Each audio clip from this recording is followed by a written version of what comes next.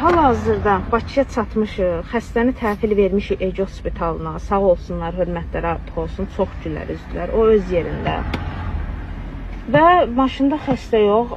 Bizim 2 saat polnu vaxtımız var. Abed vaxtımızdır. Yəni xəstə olmadığı üçün. Onun üçün də istədim bu videonu çəkim.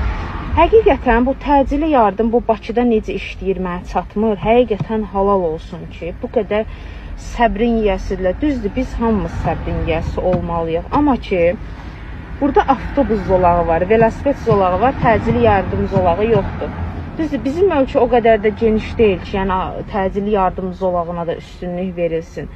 Amma ki, yol ola və yaxud da ki, kamerasız olan yerdə belə, yəni bəzi maşınların arxasından nə qədər özünü öldürsən də yol vermirlər. Və biz xəstə yanına çatanda bunu biz bəzi başa düşməyən xəstə yiyələrinə, xəstəyə başa sala bilmirik ki, xəstə tək siz deyilsiniz və yaxud da ki, yol vermirlər və yaxud da başqa xəstə. O qədər lazımsız çağırışlar olur gün ərzində. O qədər boşuna çağıranlar. Hətta məni yəni ayağım üşüyür deyib çağıran da var idi. Hətta məni nə bilim mən yata bilmirəm, gəlmə Dimidrol vur deyən də var idi. Bunlar həqiqətən təcili yardıma aid olmayan çağırışlardır və belə olanda əsaslı xəstələr kənarda qalır.